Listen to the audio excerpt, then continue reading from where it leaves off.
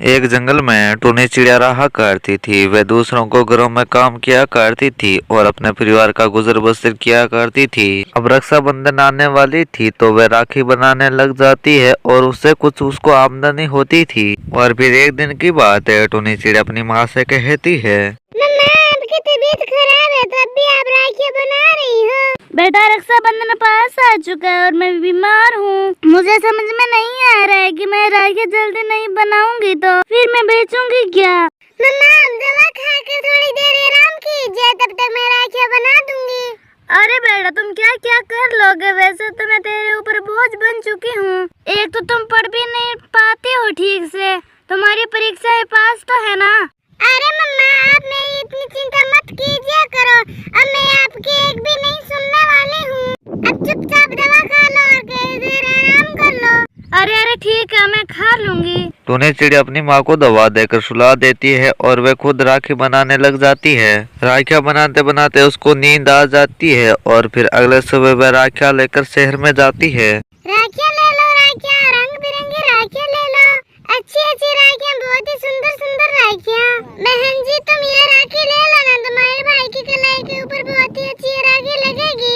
मुझे वो वाली राखी दिखाना बहन जी, मुझे वो वाली राखी दो ना, मैंने ऐसी राखी किसी शोरूम में नहीं देखी है। शाम तक टूनी की सारी राखियाँ बिक जाती है। अब तो मेरी सारी राखियाँ बिक गई, देखो मेरे पास कितने पैसे हैं। आपको चिंता करने की कोई जरूरत नहीं है, आपकी बेटी इस बार आपको निराश नहीं करेगी।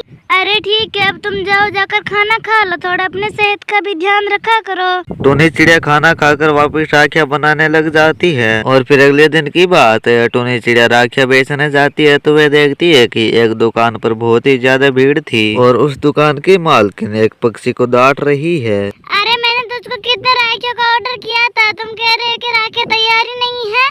अरे 2 दिन बाद रक्षाबंधन है, मैं रक्षाबंधन के ऊपर क्या बेचूंगी। पहले मेरी दुकान के आगे बोर्ड तो देखो स्मार्ट राखी, देखो है क्या एक भी राखी। वो देखो लोग सारे मेरे मजाक उड़ा रहे हैं और इन सब के जिम्मेदार तुम हो, मैं तुम पे केस कर दूंगी। तुम जेल की रोटियां तोड़ेगी तभी मुझे अच्छा लगेगा। क्या हुआ मैम साहब, आप इसको इतना डांट क्यों रहे हैं। अरे इसे भी थोड़ा बोलने दो ना, इसकी भी कोई मजबूरी होगी तभी तो इसने राखियाँ नहीं मंगाई है। ये लीजिए आप मेरी राखियाँ ले लीजिए, मैं आपका ऑर्डर पूरा कर देती हूँ। और बहन मैं इनकी तरफ से आपसे माफी मांगती हूँ। टूनी चिड़िया की राखियाँ उस मालकिन को बहुत ही पसंद आती है और फिर वह बड़ा ऑर्डर दे देती है और फिर वह 2 दिनों के अंदर ही उस ऑर्डर को पूरा कर देती है। ये लीजिए मैम साहब आपकी राखियों का ऑर्डर, ये लीजिए आपके पैसे। अगर तुम्हारी बनाई हुई राखियों ने लोगों को पसंद आई तो अगले साल मैं तुझको ही ऑर्डर करूंगी राखियाँ। अब टूनी चिड़िया बहुत ही खुश थी क्योंकि उसकी बनाई हुई राखियाँ बहुत ही जल्दी बिक जाती है और उसे एक और ऑर्डर मिल जाता है। लूसी तुम बुरा ना मानो तो मैं तुझको एक बात कहना चाहती हूँ। जी मैम साहब बोलिए, ऐसी कौन सी बात है जिससे मैं बुरा मान जाऊंगी।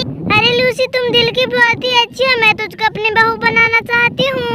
अगर तुझको कोई एतराज नहीं है तो इस रक्षाबंधन में तुम्हें अपने बेटे का साथ बसाना चाहती हूँ। मेरा बेटा एक बहुत ही बड़ी कंपनी में जॉब करता है, ये देखो उसकी फोटो।